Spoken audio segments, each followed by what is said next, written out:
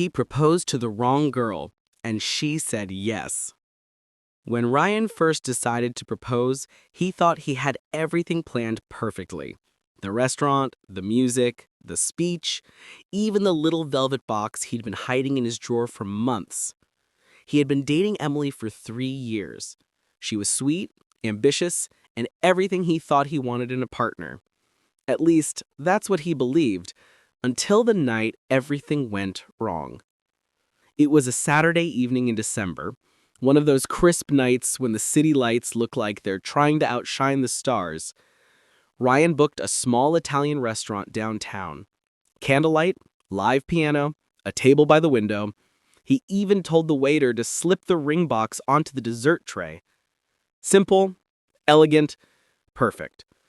But fate, as it turns out, loves to mess with perfection. When Ryan arrived, the restaurant was packed.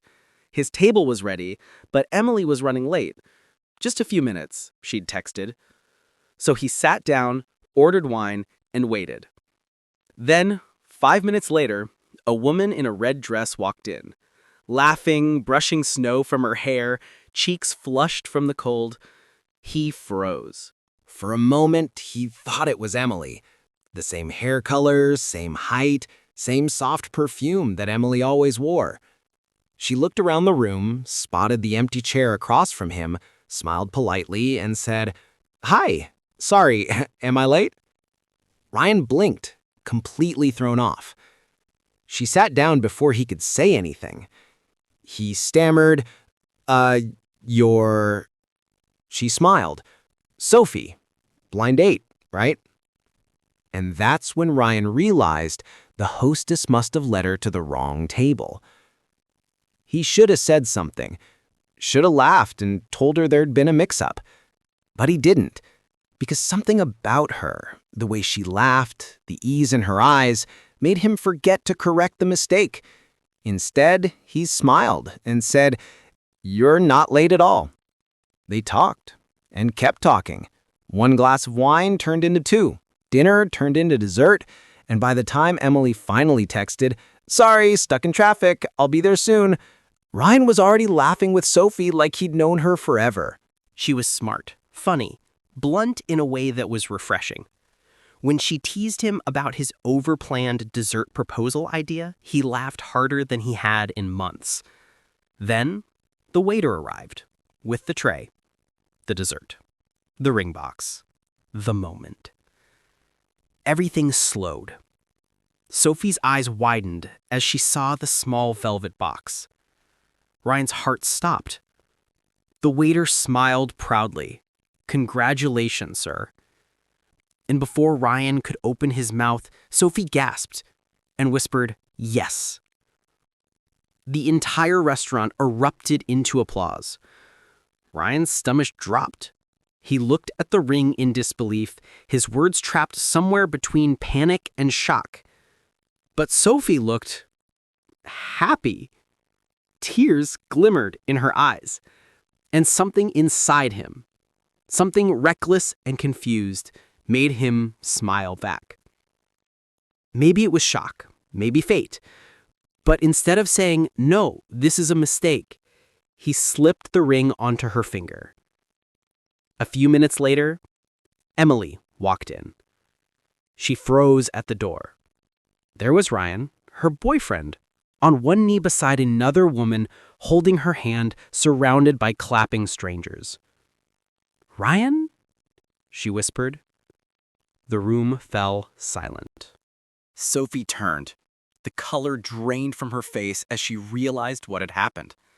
Ryan stood up, stammering, Emily, this isn't..." Emily turned and walked straight out of the restaurant. Sophie sat there, pale and speechless. The ring on her finger glittered mockingly.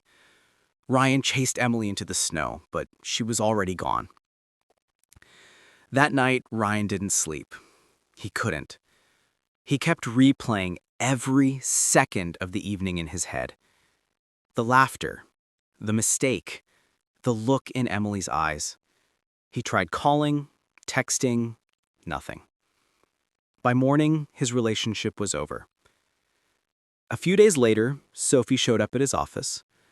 She looked nervous, holding the ring box in her hand. "I came to return this," she said softly. Ryan sighed. "You didn't have to. I wanted to. It's beautiful, and it's not mine." He nodded. "I'm sorry.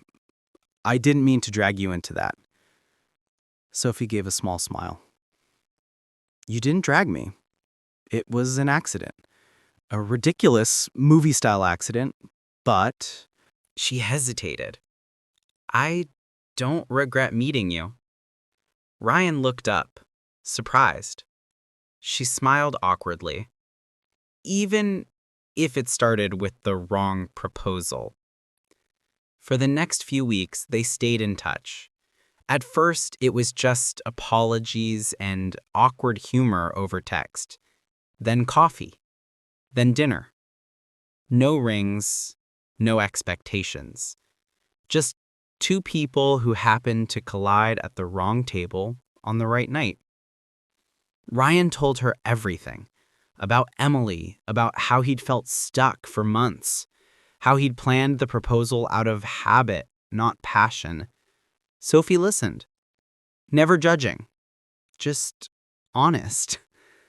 And one day, she said something that stuck with him. Maybe life messes up on purpose to get us where we're actually supposed to be. A year later, Ryan proposed again. Same restaurant, same table, same music. But this time, he wasn't nervous. He wasn't trying to impress anyone. He just smiled as Sophie walked in, wearing that same red dress, her eyes shining in the candlelight. When he knelt down and opened the velvet box, she laughed through tears. "Are you sure it's me this time?" He grinned. "It's only ever been you." The restaurant clapped again. And somewhere in the crowd, a waiter whispered, "Didn't this guy do this last year?" Ryan laughed, Sophie laughed, and maybe, just maybe, that's exactly how fate meant for it to happen. He proposed to the wrong girl. But sometimes, the wrong beginning leads you exactly where you're meant to end up.